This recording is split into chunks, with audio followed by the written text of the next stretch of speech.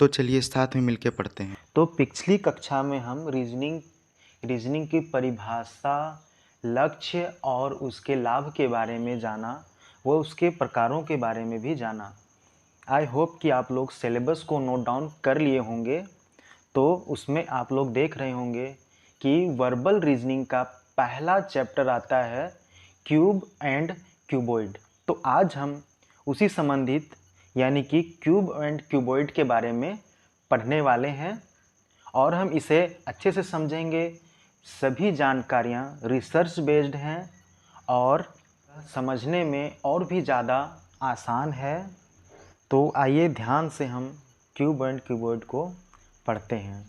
दरअसल यह भाषिक यानी कि वर्बल रीजनिंग का पार्ट है, इसलिए हम इसे भाषाओं के रूप में पढ़ेंगे और इसे मन में ही हल करने का प्रयास करेंगे। लेकिन मैं इसके लिए बहुत कुछ ट्रिक्स भी निकाल दिया हूँ जिसमें आपको समझने में और भी ज़्यादा आसानी होगी। तो लास्ट तक बने रहिए। सभी लोग हेडिंग डाल लीजिए क्यूब एंड क्यूबॉइड।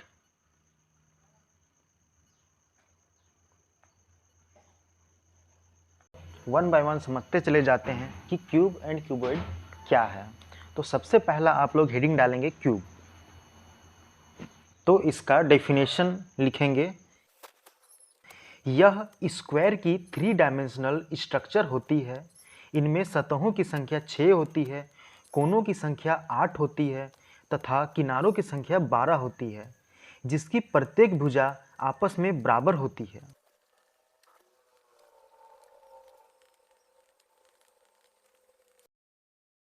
डायग्राम देखें।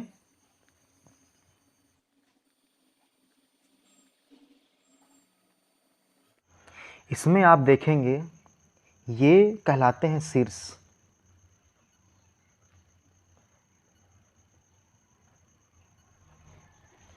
और यह जो है इसे कहते हैं सतह। लिख लेते हैं।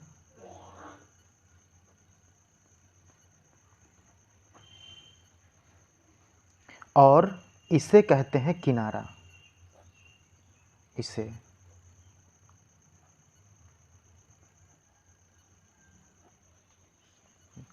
कई लोग सोचेंगे कि यह रीजनिंग की क्लासेस में थ्योरी की पोर्शन कहाँ से आ गई।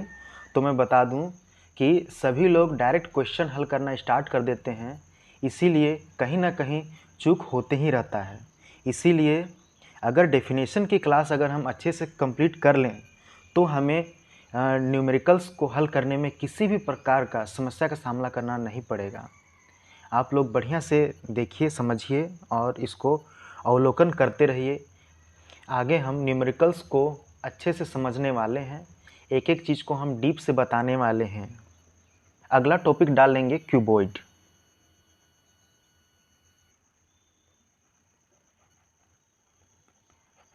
घनाभ। आप लोग डेफिनेशन लिखेंगे। यह रेक्टेंगल की 3 डायमेंशनल स्ट्रक्चर होती है। इनमें सतहों की संख्या 6 होती है, कोनों की संख्या 8 तथा किनारों की संख्या 12 होती है, जिसकी प्रत्येक भुजा आपस में बराबर नहीं होती है। इसको हम डायग्राम में देखेंगे।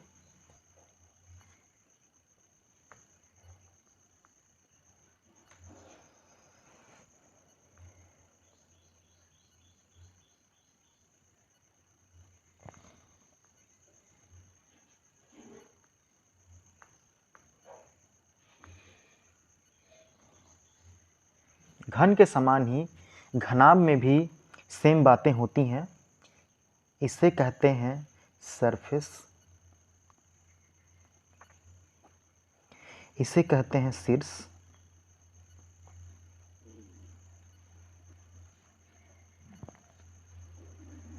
और इसे कहते हैं किनारा।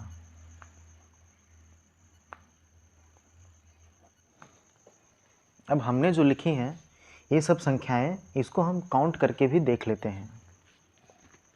तो सबसे पहले हम देखेंगे कि सतहों की संख्या 6 होती है। तो देखिए 1 2 3 4 ये नीचे 5 और ये ऊपर वाला 6, यानी कि सतह की संख्या 6 होती है। अब हम देखते हैं शीर्ष की संख्या यानी कि कोणों की संख्या कितनी है। यहाँ पर लिखा हुआ है 8। गिन लेते हैं।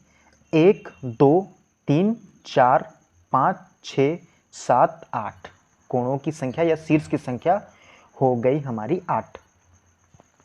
अब देखिए किनारों की संख्या 12 होती है, लिखा है। इसे भी हम देख लेते हैं। सबसे पहले हम काउंट करते चले जाते हैं। 1 2 3 4 5 6 7 8 9 10 11 12 टोटल किनारा हो गई 12। उसी प्रकार हम घनाभ में भी देखेंगे। शीर्ष की संख्या 8, सतह की संख्या 6, किनारों की संख्या 12 हमने सिद्ध कर दिया। चलिए अब अगला टॉपिक में चलते हैं। तो हमने घन एवं घनाभ का डेफिनेशन और उसके स्ट्रक्चर को समझ लिया है। तो अब हम उसके संबंधित प्रश्नों को भी हल करेंगे और उसको हम सीखेंगे। तो पहला टॉपिक आता है घन या घनाभ को काट के गला के किस प्रकार छोटे घनों में हम छोटे घन या फिर छोटे घनाभ में हम परिवर्तित करते हैं और उनकी संख्या ज्ञात करते हैं, और हम इसे किस प्रकार हम मन में कर सकते हैं और किस प्रकार इसे तुरंत हल कर सकते हैं, इसको हम देख लेते हैं। पहला टॉपिक डाल दीजिए, घन या घनाभ को काटना। घन या घनाभ को काटने में भी दो प्रकार के प्रश्न बनते हैं। पहला, घन या घनाभ को हम समान रूप से काटेंगे और दूसरा घन या घनाभ को असमान रूप से काटेंगे। इस प्रकार के प्रश्नों को हम हल करेंगे। अब टॉपिक डालेंगे, घन या घनाभ को समान रूप से काटना।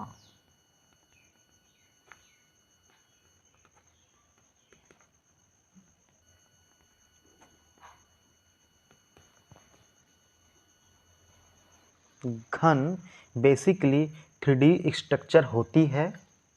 तो अगर हमें घन या घनाभ को अगर हमें काटना है तो हमें उसके तीनों विमाओं से हमें काटना पड़ेगा। यानी कि 3 विमाएं कौन कौन सी?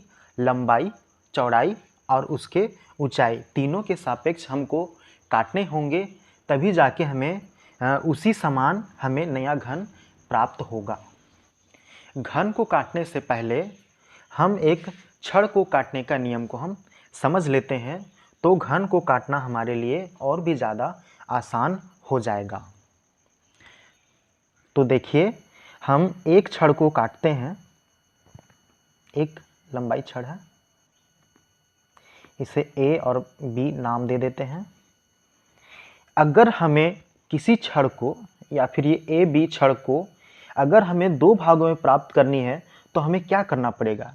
तो इसके लिए हमें एक कट लगाना पड़ेगा, तब हमें इसको हम P नाम दे देते हैं।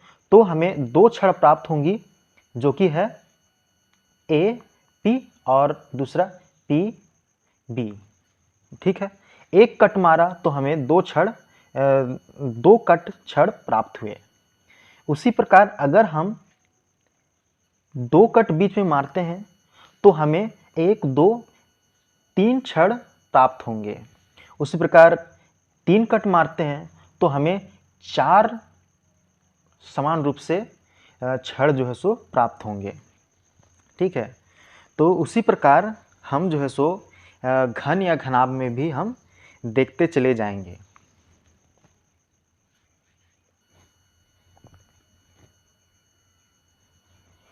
हम एक घन को लेते हैं।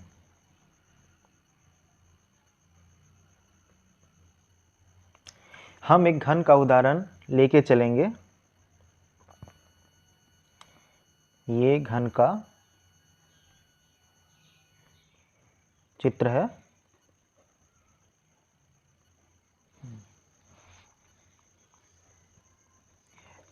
और हम एज्यूम कर लेते हैं कि ये 2 सेमी का घन है, जिसे हमें 1 सेमी का घन प्राप्त करना है, जिसमें से हमें 1 सेमी का घन प्राप्त करना है, तो हमें किस प्रकार प्राप्त होंगी। तो यहाँ पर आप ये देखेंगे कि 2 सेमी का घन को 1 सेमी बदलने के लिए हमें इसको 1 भाग में काटना पड़ेगा। 1 भाग में काटना पड़ेगा, तभी इसका 1 का वैल्यू 1 सेमी हो जाएगा। ठीक है, तो हमने क्या जाना है कि अगर क्यूब या क्यूबॉइड को, यानी कि कोई भी त्रिविमीय वस्तु को अगर काटना पड़ेगा, तो हमें तीनों विमाओं से या फिर तीनों दिशाओं से हमें सेम रूप में काटना पड़ेगा। तो पहला हम देख लेते हैं, ये हो गया, इसको बना लेते हैं, ऐसा कटेगा। उसके बाद अगला रहेगा, इस विमा से हम काटेंगे,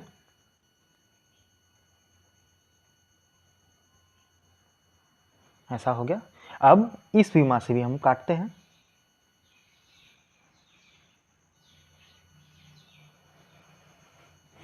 ओके। अब ये इसमें ज़्यादा सही तो नहीं दिख रहा होगा, लेकिन हम यहाँ पर जिस प्रकार काटे हैं उसको हम देख के और समझ के हम इसका काउंटिंग कर लेते हैं। तो हमें 1 सेमी की घन, 1 सेमी की घन जिसमें लंबाई, चौड़ाई और ऊंचाई 1 सेमी होगी, ऐसे घन हमें कितने घन प्राप्त हुए हम इसका गिनती कर लेते हैं। तो ये देखिए, 1 घन, 2, 3, उसके बाद ये 4, फिर ये नीचे 5, ये पीछे साइड 6, और यहाँ पर 7, और ये पीछे साइड 8। टोटल हमें 8 घन प्राप्त होंगी। यानी कि अगर हमें कोई बोल दे कि 2 सेमी की घन को अगर हम 1 सेमी की घन में बदलिए तो हमें कितने घन प्राप्त होंगे, तो आपने देखा है कि हमें इस प्रकार कट लगाने पर हमें 8 घन प्राप्त होते हैं। तो हम इसको सरलता से 8 घन बोल सकते हैं।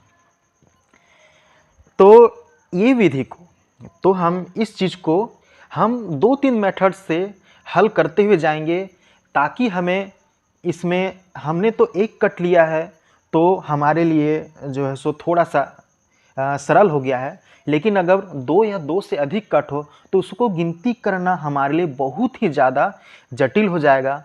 तो हमें उसको भाषिक तरीके से, यानी कि हमें मन में उसको हल कैसे करना है और उसके सूत्रों को कैसे जानना है, चलिए वो सब हम देख लेते हैं यहाँ पर।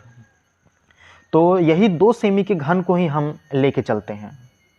हम ये 2 सेमी की घन को लिख लिए हैं, जिसे हम 2 या 2 से अधिक मेथड से हम हल करेंगे। तो हम देखते हैं, सबसे मुख्य जो हमारे लिए महत्वपूर्ण है कि हम किसी भी प्रकार से हम लेयर्स निकाल लें और प्रत्येक लेयर्स को हम अध्ययन करें। तो यहाँ पर आप लोग इस प्रकार से भी लेयर्स निकाल सकते हैं और इस प्रकार से भी लेयर्स निकाल सकते हैं। मैंने क्या किया है, समझने के लिए और अच्छे से देखने के लिए इस साइड से हमने लेयर्स काटा है। एक लेयर्स काटा है, तो देखिए यहाँ पर क्या क्या दिखता है। लेयर 1 में, लेयर 1 में हम देखते हैं कि अगर हम लेयर 1 को 2 भागों में अगर हम बांट दें,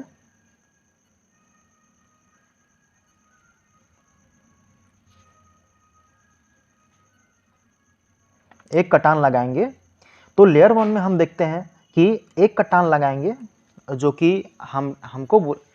कि हमको कहा गया है कि हमें 1 सेमी की घन प्राप्त करनी है। तो इसलिए हमें क्या करना होगा कि इसे हमें 2 सेमी की घन में एक बार कट लगाने से हमें जो है सो 1-1 सेंटीमीटर की घन अपन लोग को प्राप्त हो जाएगी। तो यहाँ पर लेयर 1 में हमने क्या देखा है कि इस प्रकार 2 घन हमें प्राप्त हुआ है, जिसका लंबाई, चौड़ाई, ऊंचाई 1 सेमी नहीं है, परंतु ये 2 भागों में ये बट गया है। यहाँ पर लिख लेंगे, लेयर 1 2 भागों में बट गया है। उसी प्रकार लेयर 2 देख लीजिए। लेयर 2 जो है वो भी हमने कट मारा है तो हमें भी 2 भागों में प्राप्त हो गया है। अभी भी यह संपूर्ण हल प्राप्त नहीं हुआ है, तो इसलिए हमें लंबाई चौड़ाई और अगला हम ऊंचाई के सापेक्ष अपन लोग एक कट मार लेते हैं। तो यहाँ पर 2 घनों को, ये 2 घनों को फिर हम कट करेंगे इस प्रकार से। एक कट मारा तो यहाँ पर 2 घन प्राप्त हो गए। और अब आप देख रहे हैं कि दोनों एक सेमी की हैं। इसकी लेंथ, हाइट एंड विड्थ तीनों सेम हो गई हैं। तो यह हमें पूर्ण घन प्राप्त हो गई है, जो कि जो समान रूप बोला गया था उसी के समान हमें प्राप्त हो गई है। फिर यहाँ पर देखेंगे, फिर इसको भी हम काट लेते हैं। तो यहाँ भी हमें 2 घन प्राप्त हो गई, जिसकी भी लंबाई चौड़ाई और ऊंचाई दोनों एक सेम ही है। अब ऊपर में देख लीजिए, ऊपर में भी हमें यहाँ पर कट मारेंगे और ये भी जो है सो 2 भागों में बट गई है, दो हो गई हैं और ये हमें कंप्लीट सही घन हमें प्राप्त हो गई है 1-1 सेंटीमीटर। इसका हम योग निकाल लेते हैं। तो 2, 4, 6, 8। ओके, यहाँ पर देखिए हमने लेयर वाइज काउंट किया है तो हमें आ गया है 8। हम बेसिकली इसी मेथड का हल कर असमान रूप से घनों को काटने का प्रश्न को हल करेंगे। लेकिन समान रूप से घनों को काटना हो तो ये मेथड बहुत ही ज़्यादा लंबा हो जाता है। तो अगला देखिए, अगला मेथड क्या है कि इसी लेयर में देख लेते हैं लेयर 1 में क्या हो रही है। तो लेयर 1 में पहला जो है सो 2 गुणित 2 की हमें जो है सो यहाँ पर 1, 2 और 1, 2, 2 गुणित 2 की हमें संख्याएं प्राप्त हो रही हैं, जिनका गुना करने पर आता है 4। उसी प्रकार सेकेंड लेयर में भी देखते हैं। तो लेयर 2 में भी देख लेते हैं हम, यहाँ भी हमें 2 क्रॉस 2 का हमें मैट्रिक्स प्राप्त हो रही है।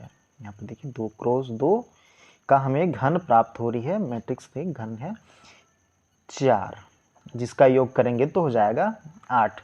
ओके, अब अगला मेथड क्या आता है? तो अगला मेथड आता है वही लेयर मेथड। ओके, इसमें 2 लेयर्स हैं। तो ये हमें कैसे प्राप्त हुई, अब इसके बारे में हम देख लेते हैं। तो लेयर्स इक्वल्स टू बड़ा घन बड़े घन की भुजा बटे छोटे घन की भुजा।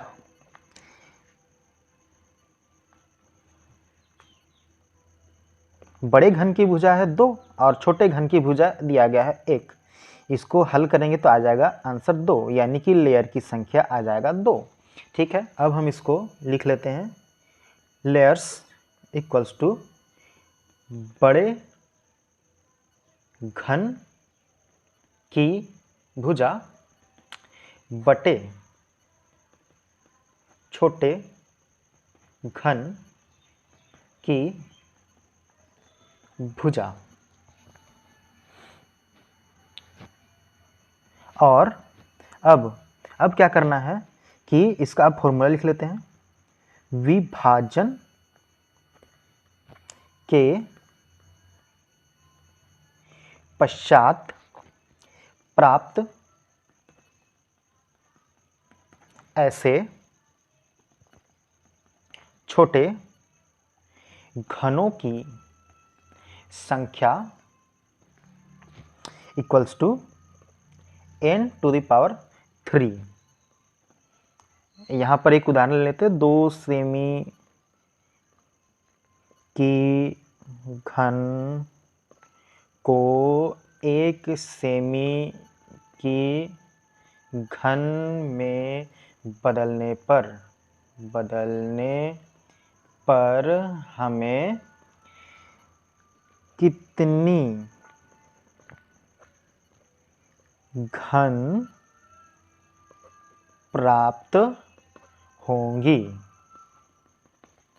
देखिए डायरेक्ट यहाँ पर सबसे पहले n का वैल्यू निकाल लेते हैं। n का वैल्यू यानी कि लेयर्स की संख्या निकाल लेते हैं।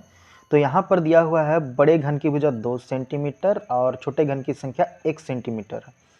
यहाँ पर लिखेंगे, इसको हल करेंगे तो आ जाएगा लेयर्स की संख्या 2। अब लेयर्स की संख्या आ गई 2।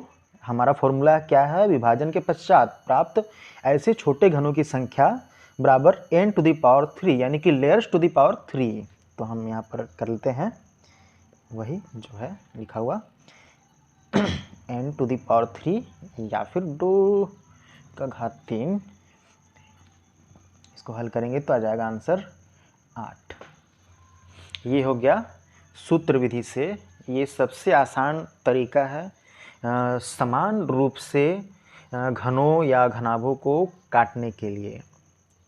और जो असमान रूप से कटेंगे उनके लिए हम लोगों को यही लेयर्स मेथड हम लोगों को अपनाना होगा, जो कि हम ये सेकेंड जो मेथड है जिसे हम मैट्रिक्स के मेथड से हम समझ रहे हैं, इसका हम लोग उपयोग करेंगे। ठीक है, अगला टॉपिक बनता है दूसरा नंबर डालिएगा, असमान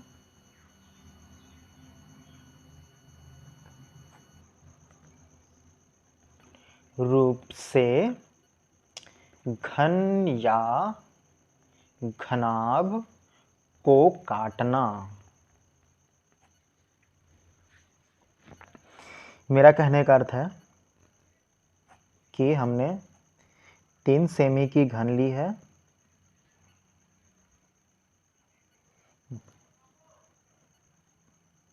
दो सेमी की भी घन ले सकते हैं, कोई दिक्कत नहीं है। 3 सेमी की घन ली है और इसे हम असमान रूप से काटेंगे, यानी कि कोई ज़रूरी नहीं है कि लंबाई के सापेक्ष हमने अगर 2 कट लगाया है तो अगर हम लंबाई के सापेक्ष 2 कट लगाया है तो इसका कोई ज़रूरी नहीं है कि हम ऊंचाई के सापेक्ष भी 2 ही कट लगाएं, ऐसा कोई ज़रूरी नहीं है। और उसी प्रकार चौड़ाई के सापेक्ष भी 2 कट लगाना कोई संभव मतलब कि कोई ज़रूरी नहीं है।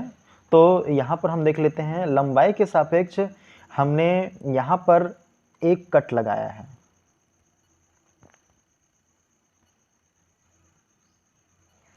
इसे पूरे घन में अप्लाई करते हैं। उसी प्रकार हम ऊंचाई के सापेक्ष अपन लोग 2 कट लगाएंगे। ठीक है, ऊंचाई के सापेक्ष अपन लोग 2 कट लगाएंगे।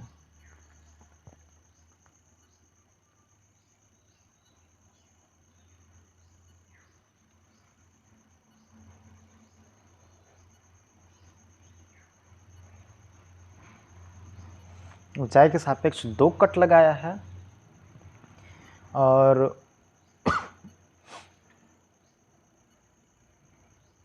चौड़ाई के सापेक्ष अपन लोग 1 कट लगाया है। चलिए यहाँ पर चौड़ाई के सापेक्ष अपन लोग 1 कट लगाया है। इसे हम समझने वाली घन में बदलते हैं। इसे हम अच्छे से यहाँ पर बना लेते हैं।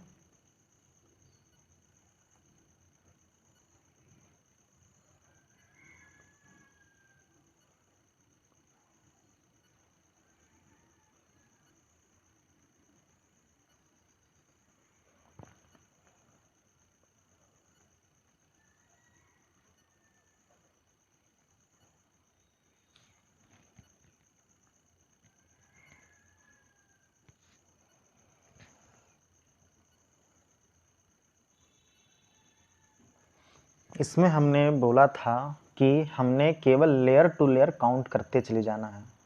तो यहाँ पर पहला लेयर देखते हैं, लेयर 1।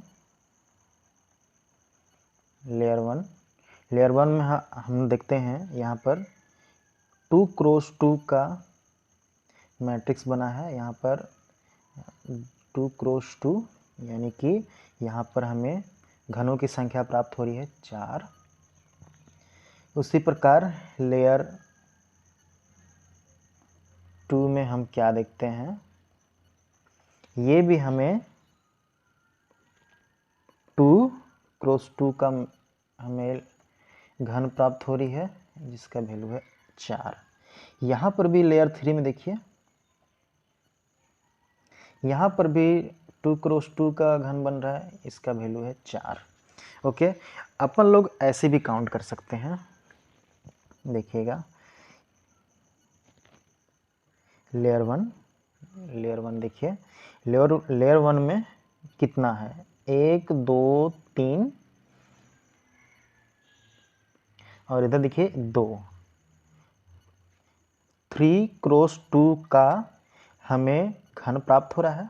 उसी प्रकार इस लेयर में देख लेते हैं, लेयर 2 में अपन लोग देख लेते हैं, यहाँ पर 1 2 3 और 1 2, 3 गुणित 2 का हमें घन प्राप्त हो रहा है, जिसको हल करेंगे 3 दूनी 6, इसको भी हल करेंगे 3 दूनी 6, इसको अपन लोग जोड़ देंगे, आ जाएगा 12। उसी प्रकार यहाँ पर हमें इसके सापेक्ष हम लोग हल किया तो इसका वैल्यू हो गया 4 तिया 12। हमें n⁻³ वाला फॉर्मूला इसमें नहीं लगाना है, इसको याद रखेंगे। थ्योरी की क्लासेस यहीं तक थी। अब हम नेक्स्ट वीडियो से न्यूमेरिकल की क्लास देखेंगे।